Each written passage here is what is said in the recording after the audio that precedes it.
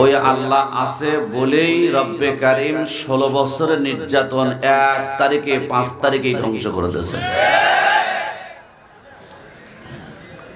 কিছু মানুষের জবানে একটা যাপনা ছিল, এটা আপনাদের পাবনায় আছে কি ছিল কিনা আমি জানি না, আমাদের সিরাজগঞ্জের কথা বলছি। এনারা কথায় কথায় একটা কথা বলতো, এইরকম করে হাত দিয়ে একটা ঝাঁকি মারতো আর জবান থেকে বলতো আমরা 41 সাল পর্যন্ত আছি। এই কথা কি পাবনায় ছিল না? জোরেকল ছিল না? এই যে কলার ঝাঁকি দেওয়া আর 41 সালের গ্যারান্টি দেওয়া, আচ্ছা বলেন তো মানুষের 1 সেকেন্ডের গ্যারান্টি আছে? জোরে বলুন আছে? আমি আব্দুল আজিজ এখানে ওয়াজ করে আবার নিজের গন্তব্যস্থানে চলেই যাব, এই গ্যারান্টি আমার কাছে আছে দাদু ভাই? তাহলে এটা বোঝার পরেও যারা খালি 41 সাল করছে, আল্লাহর কারিশমা বজাবর দেয় 41 সেকেন্ড লাগে নাই, কাপড় খুলে তলে দাদার কাছে হাজির হয়ে গেছে। কথা কোন ঠিক কিনা? এই মার্কার আর একটা কথা বলতেন, বিশ্ব টোট, এর নাম ছিল ওবায়দুল কাদের। কি টোট?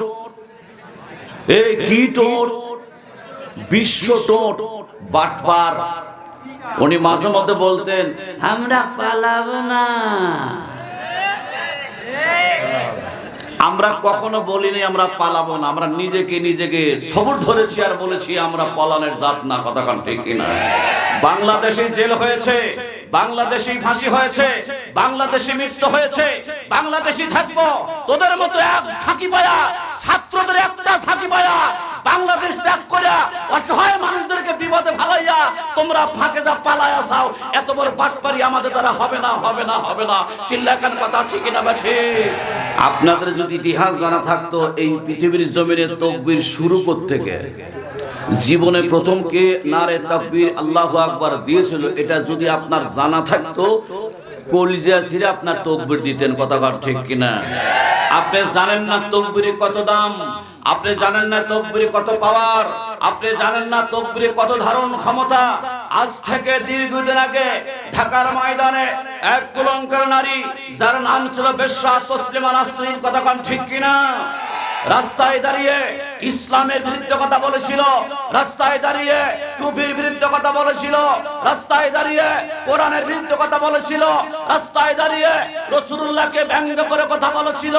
এই সমস্ত অশ্লীল ভাষা শুনে ঢাকার চতুর্দিকের যুবকেরা দোকান থেকে কাফনে কাপড় কিনে মাথায় পেঁচিয়ে বেশ্যা তসলিমা নাসরিনের সামনে দাঁড়ায়া যখন একবার নারে তাকবীর আল্লাহু আকবার বলে হুঙ্কার মেরেছিল, একমাত্র মুসলমানের হুঙ্কারের আওয়াজে বেশ্যা তসলিমা নাসরিন বাংলার জমিন থুইয়া ভারতে পালাতে বাধ্য হয়েছিল।